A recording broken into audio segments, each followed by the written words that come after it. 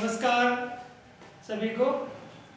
मैं मुकेश कुमार, राजकीय उच्च विद्यालय गरौड़ा, गणित अध्यापक।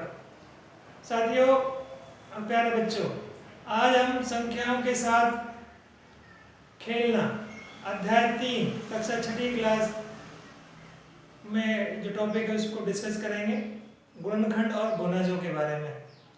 तो एक छोटी सी एक्टिविटी से हम अपनी पाठ की शुरुआत करते हैं। आइए देखते हैं। तो मान लेते हैं हमारे पास कुछ सिक्के हैं और हम इनको इस प्रकार व्यवस्थित करना चाहते हैं कि प्रत्येक पंक्ति में सिक्कों की संख्या समान हो।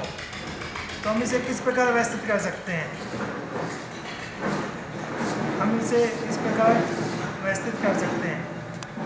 6 सिक्के एक पंक्ति में एक, पहली पंक्ति, दूसरी, तीसरी, चौथी, पांचवी, छठी, सारे सिक्के हो गए 6, पंक्तियाँ भी बनी 6, एक पंक्ति में एक सिक्का। तो हमारे पास प्रत्येक पंक्ति में एक सिक्का, पंक्तियों की संख्या 1 2 3 4 5 6 और कुल कितने सिक्के हैं हमारे पास?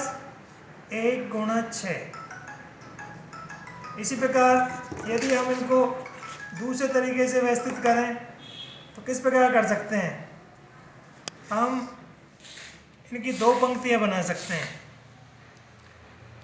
एक पंक्ति, 2 पंक्ति, पंक्तियों की संख्या 2 और एक पंक्ति में सिक्के कितने हैं? 3। प्रत्येक पंक्ति में सिक्के 3, पंक्तियों की संख्या 2, सिक्कों की कुल संख्या 3 गुणा 2 बराबर 6। और दूसरा तरीका हम इसमें ढूंढें, कैसे व्यवस्थित कर सकते हैं?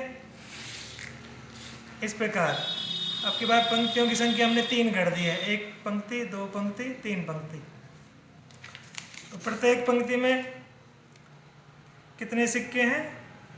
2, पंक्तियों की संख्या 3, सिक्कों की कुल संख्या वही रहेगी 6। तो हम इसको लिख सकते हैं 2 गुणा 3 6। अब क्या हम इसे ऐसे ही व्यवस्थित कर सकते हैं कि एक पंक्ति में 4 सिक्के आए? तो हम यहाँ पे देखते हैं कि ऐसे व्यवस्थित नहीं कर सकते, क्योंकि यहाँ पे 4 यहाँ 2 रह गए। 5 आए तो 5 को भी नहीं कर सकते। तो अब क्या बचा हमारे पास? ऐसी व्यवस्था बची है कि एक ही पंक्ति बनाए और सिक्के उसमें 6 के 6 लगा दें। तो यहाँ पर सिक्कों की संख्या कितनी है? प्रत्येक पंक्ति में 6, पंक्तियों की संख्या 1 और कुल संख्या 6 गुणा 1। तो हमने देखा इस एक्टिविटी में हम सिक्कों को कितने प्रकार से व्यवस्थित किया। पहले हमने व्यवस्थित किया 1 गुणा 6, एक सिक्का था और 6 पंक्तियां थी, कुल सिक्के हमारे 6 हो गए। दूसरी अवस्था में हमने सिक्कों की संख्या 2 ली, पंक्तियां बनी हमारे पास 3, कुल पंचे बने 6। तीसरी अवस्था में पंक्तियां 3, सिक्कों की संख्या 2 6 और अंतिम विधि में यहाँ पे हमने सिक्के 6 लिए और एक पंक्ति बनी, कुल सिक्कों की संख्या होगी 6। अब हमने देखा कि प्रत्येक अवस्था में कुल संख्या 6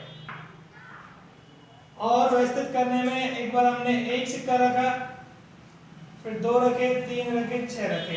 अब हम यहाँ पे देखते हैं कि जो संख्या 1 2 3 और 6, संख्या 6 को पूर्णतः विभाजित करती है। तो कोई संख्या किसी दूसरी संख्या को पूर्णतः विभाजित करती है तो उसकी डिवीजर या गुणनखंड कहलाती है। कहने का मतलब है 1 से 6 पूरा पूरा विभाजित हो जाता है, विभाजक है। 2 से भी 6 पूरा पूरा विभाजित हो जाता है, इसका गुणनखंड है। ठीक इसी प्रकार 3 और 6 संख्या 6 के गुणनखंड है। तो हम देखते हैं संख्या 1 2 3 और 6 संख्या 6 के गुणनखंड हैं। अब इसमें कुछ बातें और हैं कि विशेषताएं क्या हैं। विशेषताएं क्या हैं? प्रत्येक संख्या 6 संख्या हमने ली, उसमें जो संख्या 1 है गुणनखंड होती है। एक कोई भी संख्या ले लें, वो सभी संख्याओं का गुणनखंड है।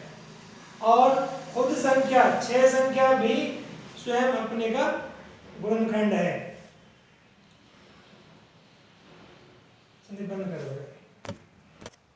अभी हमने देखा कि किसी संख्या के हम गुणनखंड करते हैं तो उसमें क्या विशेषता होगी।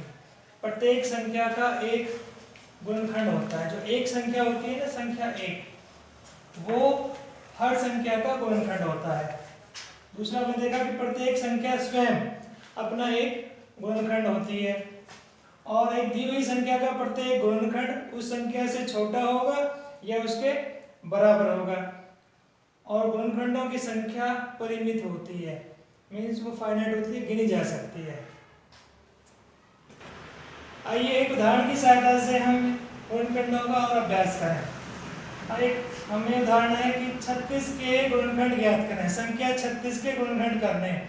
तो सबसे पहले हम देखेंगे जो 36 संख्या है वो किस संख्या से पूर्ण विभाजित हो जाती है। जैसे कि हमने अभी सीखा है कि एक से तो सभी संख्या विभाजित हो जाती हैं। तो 36 को हम 1 गुणा 36 लिख सकते हैं। 1 से 36 संख्या विभाजित हो जाती है। उसके बाद और देखेंगे और संख्या 36 किस संख्या से विभाजित हो जाएगी। तो संख्या 2 से हम 36 को विभाजित करें, 2 से 18 बार विभाजित हो जाती है। 2 गुणा 18 36। ठीक इसी प्रकार आगे देखेंगे संख्या 36 3 से विभाजित हो जाती है। 3 गुणा 12 दिया 36। उसके बाद 4 से विभाजित हो जाती है, पूर्ण विभाजित। 4 गुणा 9 4 9 36। और आगे चले तो 6 से विभाजित हो जाती है। 6 गुणा 6 36। जब यहाँ पर संख्या रिपीट होगी तो हम यहीं रुक जाएंगे, इससे आगे बढ़ने से कोई फायदा नहीं है। इसके सारे गुणनखंड इन्हीं संख्या में आ गए हैं। अब हम देखते हैं कि इसके गुणनखंड कौन कौन सी संख्या हैं। 1 2 3 4 6 9 12 18 और 36, ये सारे ही संख्या 36 के गुणनखंड हैं। तो हम यहाँ लिखेंगे 1 2 3 संख्या 4 6 9 12 18 और 36 संख्या 36 के गुणनखंड है। अब आगे इसमें और बढ़ते हैं। गुणनखंड के बारे में हमने सीख लिया कि गुणनखंड क्या होते हैं। आगे एक टर्म और आती है गुणज, कि गुणज क्या होती है।